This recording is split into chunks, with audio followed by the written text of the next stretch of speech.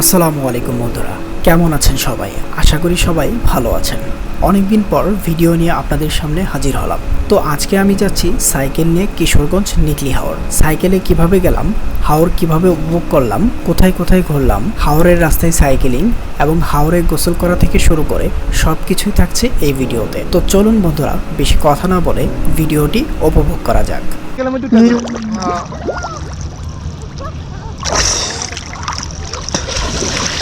কি মজা!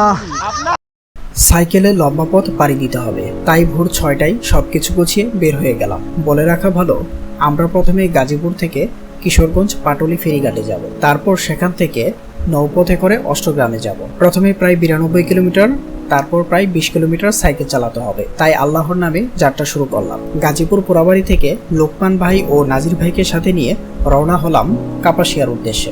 রোদের তাপ যেমন বেশি, ঠিক সূর্য আমাদের মাথার সামনের দিকে, তবুও দু চাকায় ছুটে চলছি। এইমাত্র কাপাসিয়ার যে বাজার সেটা ক্রস করলাম। পিছনে নদী ছিল, নদীর উপরে একটা সেতু। আমাদের জন্য খলিল ভাই এবং আরেকজন ভাই ওয়েট করতেছে একটু সামনে। ওনার সাথে সেখানে একটা ব্রেক নিব। সকালে নাস্তা করা হয় নাই, বাসা থেকে বের হয়েছি সকাল 6টায়, এখন বাজে 8টা।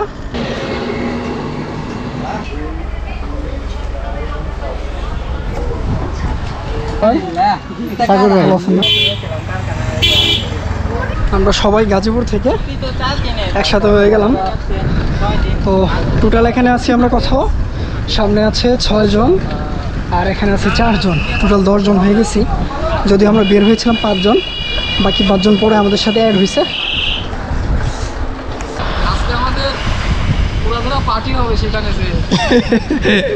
লুঙ্গি খুলে আজকে গোসল করবো নাকি? আপনারা রেডি থাকেন, আবারও আসবো আপনাদের মাঝে। আচ্ছা আচ্ছা, খুব সুন্দর ভিউ, দুই পাশেই গাছপালা, মাঝখানে রাস্তায় ছায়া রয়েছে, যাইতে খুব ভালো লাগতেছে। অবশেষে আমরা এই যে নৌকা ঘাটে চলে আসছি। তো এখন আমরা যাব এই বিলের ওই পারে নৌকা দিয়ে। খুব কষ্ট হয়েছে আজকে, আসলে রোদের পরিমাণ এত বেশি এবং হচ্ছে আপনার এত তাপ, মানে বলার বাইরে, এত গরম, মানে সহ্য করার মতো না। রীতিমতো আমার পা একদম পুরো জ্যাম হয়ে গেছে, গরমে একদম শেষ।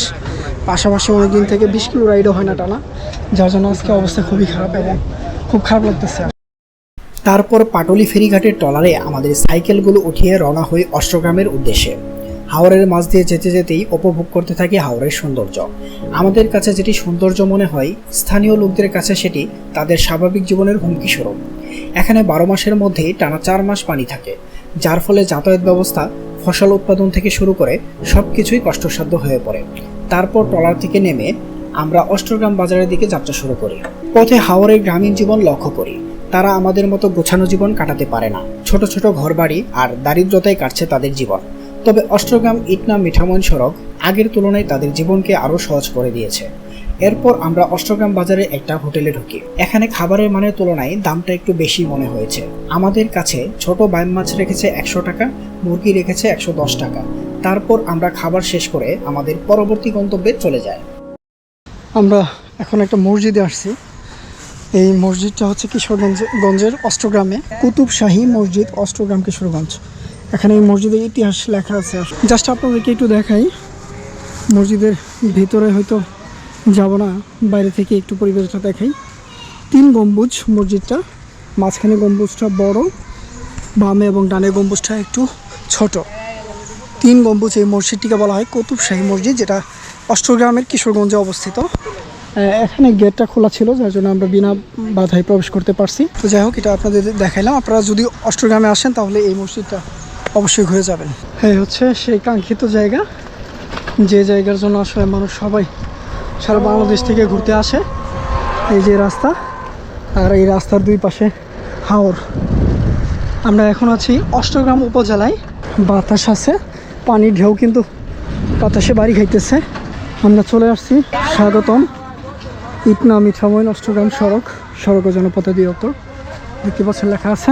অবশেষে চলে আসলাম গাজীপুর থেকে সাইকেলে। আসলে এই জায়গায় সবাই কিন্তু গাড়ি ঘোড়ায় আসে, বিভিন্ন ধরনের গাড়ি, বা অনেকে ট্রলার দিয়েও আসে নদী পথে। তো আমরা চাইলে কিন্তু গাড়ি দিয়ে আসতে পারতাম, কিন্তু আপনারা জানেন আমি সাইক্লিং করি এবং সাইক্লিং ভালোবাসি, সেজন্যই সাইকেল দিয়ে আসলে আসলাম। তো এই যে এখানে কিন্তু একটা জাহাজের মতো প্রতীক দেওয়া আছে, এখানে অনেকে ছবি তুলতেছে। আমরা ভিতরে যাব আরও, যেখানে সুন্দর জায়গা সেখানে গিয়ে আপনাদের দেখাবো। এখানে কিন্তু মোটামুটি ভালোই পর্যটক আছে, সবাই ঘুরতেছে, খাইতেছে এবং ছবি তুলতেছে। আর আবহাওয়াটা হচ্ছে নাতিশীতোষ্ণ, না শীত না গরম, এবং হচ্ছে বাতাস আছে, ভালো লাগতেছে। এই যেখানে ছোটো ছোটো নৌকা দিয়ে ছোটো ছোটো বাচ্চারা ঘুরতেছে। পাশাপাশি আপনারা চাইলে এই ছোটো ছোটো নৌকাগুলো ভাড়া নিয়ে ঘোরাফেরা করতে পারবেন। এই সেই আলপনা যেগুলো চিত্রশিল্পীরা এঁকেছিল, এবং এটা কিন্তু গিনেস ওয়ার্ল্ড বুকে উঠেছিল, ঠিক আছে। রেকর্ড হয়েছিল সেটা আমি শিওর জানি না, তবে এই আলপনা কিন্তু এখন উঠেই গেছে, প্রায় দেখাই যাচ্ছে না। আর এই হচ্ছে দুই পাশে হাওরের সৌন্দর্য। এত বড় হাওর, এত বড় বিল আমি আসলে আমার লাইফে দেখিনি, এটাই প্রথমবার। হাওরের মাঝখানে বৃষ্টি কবলে পড়লাম, পুরোপুরি ভিজে গেছি একদম। লোকান ভাই, ভিজে গেলাম তো, কাপড়গুলো তো ভিজে যাবে। আর চ্যানেলটা সাবস্ক্রাইব করে রাখবেন, যারা ফেসবুক থেকে দেখছেন তারা অবশ্যই পেজ বা প্রোফাইলটিকে ফলো দিয়ে রাখবেন। আর এরকম জায়গায় গাজীপুর থেকে এসে, Gazipur to Kishoreganj cycle ride করে এসে আমরা ঘুরে যাচ্ছি। সবাই কিন্তু গাড়ি দিয়ে আসে, আমরা সাইকেল দিয়ে আসলাম, এসে ঘুরে যাচ্ছি। ভালো লাগতেছে, অনেক ভালো লাগতেছে, কারণ এটা আসলে আমাদের একটা অর্জন বলা চলে। আমরা এখানে এসে আসলে এই সৌন্দর্যটা উপভোগ করতেছি, এটা আমাদের সবচেয়ে বড় পাওয়া। বিশ্বের মধ্যে ভিজে ভিজে রাইড করতেছি হাওরের মধ্যে, এটাই সবচেয়ে বড় একটা স্মৃতি হয়ে থাকবে এবং খুব মজার একটা অনুভূতি। কারণ হাওরের মাঝখানে এত দূর থেকে এসে বৃষ্টির কবলে পড়ে বৃষ্টিটাকে উপভোগ করা, এটা তো আসলে ভাগ্যের ব্যাপার, কারণ সবসময় তো বৃষ্টি হয় না, আর সবাই বৃষ্টিতে ভিজেও না। তো আমরা ভিজে ভিজে রাইড করতেছি, যেহেতু এত দূর থেকে আসছি। আর এই হচ্ছে হাওর, পুরো হাওর আমরা ঘুরতেছি রাস্তার মাঝখান দিয়ে। ওই যে নৌকা দিয়ে একটা জেলে মাছ ধরতেছে, কি শান্তি। বৃষ্টির আয়সা আসলে আমাদেরকে পুরোপুরিভাবে এই মজাটা নেওয়ার একটা সুযোগ করে দিছে বৃষ্টি। এই জন্য আল্লাহ দরবার লাখো কোটি শুকরিয়া, আলহামদুলিল্লাহ। আল্লাহু আকবার, সুবহানাল্লাহ, আল্লাহর কি অপরূপ সৃষ্টি। এইদিকে রংধনু উঠছে, জানি না ক্যামেরায় বোঝা যাচ্ছে কি না, তবে রংধনুর রঙগুলো ভালোভাবে স্পষ্টভাবে ফুটে ওঠে নাই। শান্তি, এই বৃষ্টিটা পুরো তৃপ্তিদায়ক ছিল। সারাদিন খুব গরমে ছিলাম, তো গরমটা এই বৃষ্টি দিয়ে আসলে শেষ হলো, আলহামদুলিল্লাহ। আর এই রাস্তার দুই পাশ দিয়ে দেখতেই পাচ্ছেন আপনার বাঁধের মতো করে দিছে। এটা আসলে কিসের জন্য জানেন? আপনার বিভিন্ন ধরনের ট্রলার আছে না, এই ট্রলারগুলো কিন্তু সরাসরি এই রাস্তার মধ্যে আর কি পার্ক করে, বিশাল জুড়ে ধাক্কা দেয়, রাস্তার বিশাল ক্ষতি হয়। তো এই ক্ষতির হাত থেকে রাস্তাকে বাঁচানোর জন্য এই পদ্ধতি অবলম্বন করা। এই দিকে কিন্তু একটুও বৃষ্টি হয় নাই, আমরা যেদিকে ছিলাম সেদিকে কিন্তু প্রচুর বৃষ্টি হলো, বৃষ্টিতে একদম ভিজে একদম শেষ। আর এইদিকে দেখেন রাস্তা একদম পরিষ্কার, এক ফোঁটা বৃষ্টিও পড়ে না, একদম পরিষ্কার আকাশ, তারপর হচ্ছে আপনার রাস্তা এবং হাওরের পানি সব স্পষ্টভাবে দেখা যাচ্ছে এবং বোঝাও যাচ্ছে এদিকে কোনো প্রকার বৃষ্টি হয় না। এখন যাচ্ছি মিঠামইনের দিকে। আমরা অষ্টগ্রাম থেকে আসলাম, মিঠামইনের দিকে এসে পড়ছি, আর মাত্র 2 কিলোমিটার আছে। এরপরে হচ্ছে ইটনা, আমরা মিঠামইন পর্যন্তই যাব, এরপরে আবার আস্তে আস্তে বাসার দিকে ব্যাক করব। অষ্টগ্রাম থেকে আসলাম হচ্ছে মিঠামইন, এটা হচ্ছে টোটাল রাস্তা হচ্ছে 30 কিলোমিটার, যেটা খলিল ভাই বললো। অষ্টগ্রাম থেকে মিঠামইন ক্রস করে ইটনা পর্যন্ত 30 কিলোমিটার, আমরা আসছি মোটামুটি 17 কিলোমিটার, এখনও 13 কিলোমিটার মতো বাকি আছে। আমরা তো আর ইটনার দিকে যাবো না, এই রুটটা ঢুকছে আপনার ইটনার দিকে। হাতের বাম পাশে যে রুটটা গেছে এটা মিঠামইনের দিকে, এই দিকে গেছে হাতের ডান দিকে গেছে হচ্ছে ইটনা, আর এই সোজা ডাইরেক্ট আমরা যেটা দিয়ে আসলাম সেটা হচ্ছে অষ্টগ্রাম। তো এই টোটাল রাস্তা হচ্ছে 30 কিলো, আমরা আসলাম 17 কিলো, এখন 13 কিলো বাকি, আমরা এদিকে চলে যাব যেহেতু আমাদের গন্তব্য এইদিকে। তো এই রাস্তা আমরা পুরোটাই মোটামুটি এক্সপ্লোর করলাম।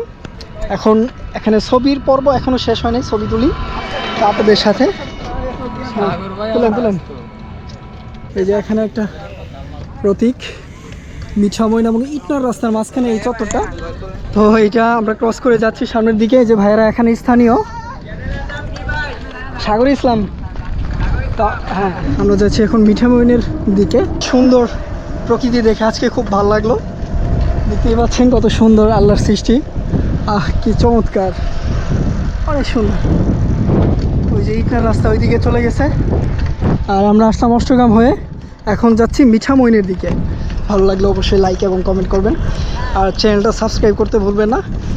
ফেসবুক থেকে যারা দেখছেন তারা অবশ্যই ফলো দিয়ে দেবেন। যেহেতু একটু আগে বৃষ্টি হয়েছে, পিছনে রংধনু দেখতে পাচ্ছি, ওই যে রংধনু, এই যে বাম পাশের ভিউ দেখেন কত সুন্দর, আর এই দেখেন কত সুন্দর নারকেল গাছ, সূর্যের কিরণটা পড়ছে একদম হাওরের ভিতরে, সেরকম লাগতেছে ভাই। কি সুন্দর, এটা আসলে নিজ চোখে না দেখলে বোঝানো যাবে না ভাই, এটা কত সুন্দর। আর এই রাস্তাটা ধরে আমরা যাইতেছি, কত সুন্দর রাস্তা, সেই মতো পেতেছি সাইক্লিং করতে।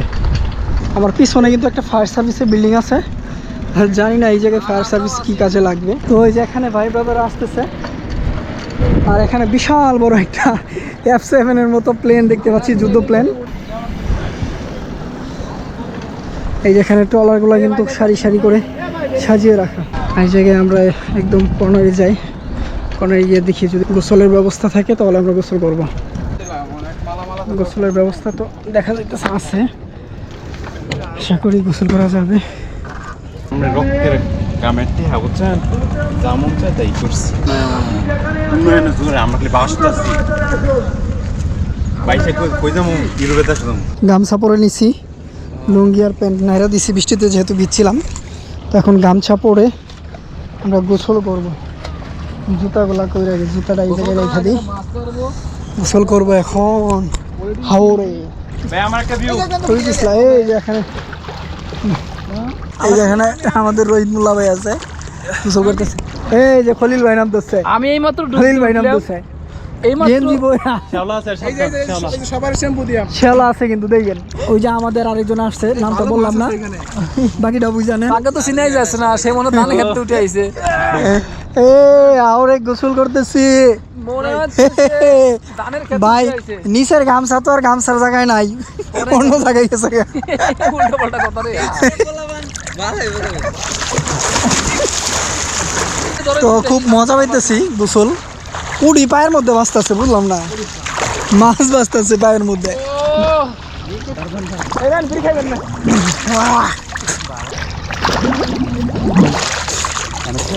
পানিটা অনেক খারাপ, গরমও না ঠান্ডাও না, পরিশ্রমের পর এখন গোসল করতেছি, খুব ভালো লাগতেছে।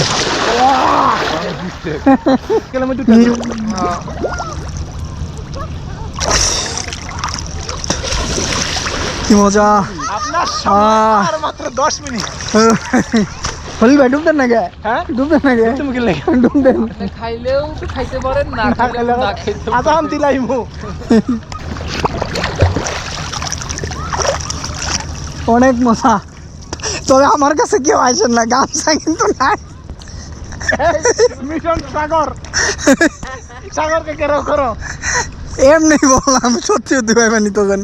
এখন গোসলটা শেষ করার পরে দেখা যাচ্ছে, গোসল শেষ করলাম, অনেক লাফালাফি ঝাপাঝাপি হলো, অনেক গল্প হলো, আড্ডা হলো, অনেক মজা লাগলো ভাই। পানিটা এত আরাম ছিল, শীতও ছিল না আবার গরমও ছিল না, একদম আরাম পানি, খুব ভালো লাগছে।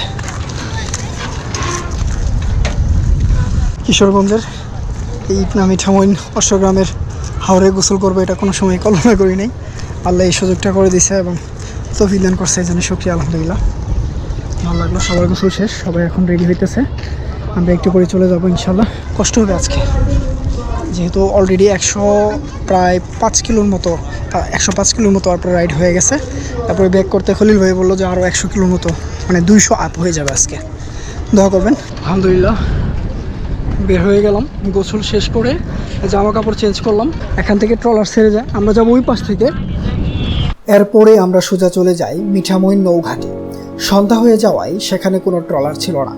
কিছুক্ষণ অপেক্ষার পর একটা মালবাহী ট্রলার ভাড়া করা হয়। ট্রলারে মাল থাকায় সেগুলো নামাতে আরও দেরি হয়ে যায়, তাই স্থানীয় লোকজন আমাদের বারবার নিষেধ করেন যাতে আমরা এখন আর না ফিরি। কারণ জিজ্ঞাসা করতে আমরা জানতে পারি এখানে প্রতিদিন সন্ধ্যার পর ট্রলারে ডাকাতি হয়। আমাদের সাথে থাকা সাইকেল, মোবাইল, টাকা আর নিজের জীবনের কথা ভেবে সিদ্ধান্ত নেওয়া হয় আমরা আজকে রাতে আর ব্যাক করব না। তাই আমাদের এক পরিচিত ভাইয়ের সাথে এই ব্যাপারে যোগাযোগ করলে তিনি মিঠামইন বাজারেই আমাদের রাতের থাকার ব্যবস্থা করে দেন। যেহেতু আজকের রাতটা আমরা এখানেই কাটাবো, তাই সবকিছু গুছিয়ে রেখে রাতে নদীর মাঝে ট্রলারে মুড়ি পার্টির আয়োজন করা হয়, আর এভাবেই আড্ডায় মেতে উঠি আমরা। তারপর রাতটা সেখানে কাটানোর পর পরদিন সকাল সকাল আমরা রওনা হই গাজীপুরের উদ্দেশ্যে। আর এভাবেই শেষ হয় আমার এবারের কিশোরগঞ্জ নিকলি হাওর ভ্রমণ। তো বন্ধুরা, ভিডিওটি কেমন লেগেছে অবশ্যই কমেন্ট করে জানাবেন, আর ভালো লাগলে লাইক, কমেন্ট এবং শেয়ার করবেন। তো দেখা হচ্ছে পরবর্তী কোনো ভিডিওতে।